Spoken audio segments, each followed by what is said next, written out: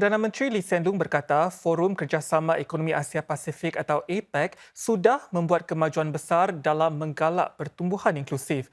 Namun negara-negara anggota mesti menyebarkan manfaatnya dengan lebih meluas sedang mereka terus berkembang. Berucap kepada para pemimpin semasa sidang puncak APEC di San Francisco, PM Lee berkata sistem berbilang hala berteraskan peraturan masih lagi harapan terbaik Singapura bagi mencapai persekitaran antarabangsa yang stabil.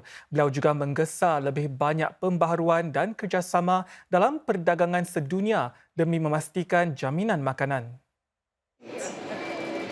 Sidang puncak ekonomi ini dianggap penting bagi Asia Pasifik di tengah-tengah ketegangan strategik dan keadaan geopolitik yang tidak menentu. Sungguh pun demikian, PM Lee berkata manfaat perdagangan bebas dan ekonomi yang saling berkait masih lagi penting.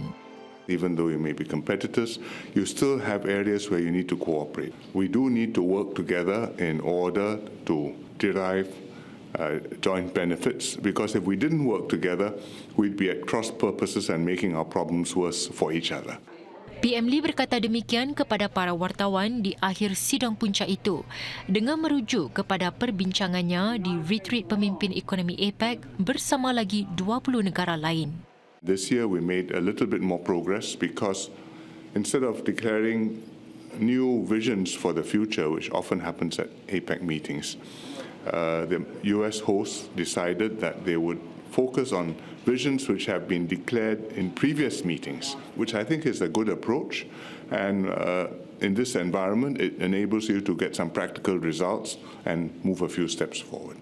Semasa mesyuarat itu, PM Lee menekankan bahawa pertubuhan antarabangsa diperlukan demi memastikan pertumbuhan untuk semua. Beliau juga menggesa pembaharuan bagi perdagangan global dan badan kewangan. Ini termasuk memulihkan fungsi penyelesaian pertikaian pertubuhan perdagangan dunia. PM Lee berkata pembaharuan itu juga harus mengiktiraf realiti ekonomi dan politik. Ini bermakna meneroka cara bekerjasama yang lebih fleksibel dan mengamalkan pendekatan yang akan memberi manfaat kepada semua pihak.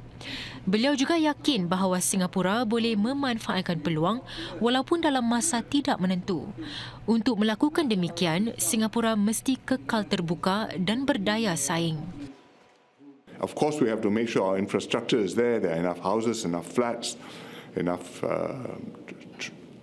train services and everything else so that Singapore can accommodate all the people who want to be here.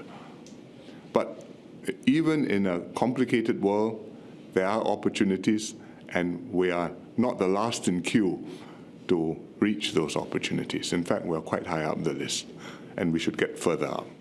Sidang APEC diteruskan di Peru tahun depan. Sementara itu, Singapura berharap hubungan antara Amerika Syarikat dengan China akan kembali mantap selepas pemimpin dua ekonomi terbesar dunia itu bertemu di pinggir sidang puncak APEC. Pertemuan itu, kata Encik Lee, adalah satu langkah penting ke arah menguruskan perbezaan dan kerjasama antara dua pihak itu. Namun demikian, tambah Encik Lee, ini tidak bermakna ia akan bertambah baik dalam sekelip mata. Ini pertemuan bersemuka yang pertama antara Presiden China Xi Jinping dan Presiden Amerika Syarikat Joe Biden dalam tempoh setahun. Perkembangan ini dipantau rapi para pemimpin dunia. Encik Lee melahirkan harapan bahawa kedua-dua negara itu akan kekal berhubungan bahkan pada peringkat tertinggi. Ini agar keadaan akan kekal stabil meskipun dunia berubah-ubah. There will be issues which will arise. There are elections coming next year in the US. In Asia too, there are various hotspots which there can be developments. And so if they are in contact, I think you have a better chance of keeping things on an even keel. Cik Lee menekankan betapa tiada huraian mudah bagi hubungan China-Amerika Syarikat kerana wujudnya perspektif, pandangan dan kepentingan yang amat berbeza dan mereka sedang bersaing untuk menjadi kuasa terbesar dunia. At the same time, they do need to work together because there are many problems which can't be solved without both America and China participating together. And so the two sides need to talk in order to manage the differences in order to be able to cooperate where they need to cooperate. Ini termasuk dalam bidang perubahan iklim, ekonomi digital dan jaminan rantaian bekalan yang juga merupakan isu-isu utama yang dibincangkan dalam forum-forum seperti APEC.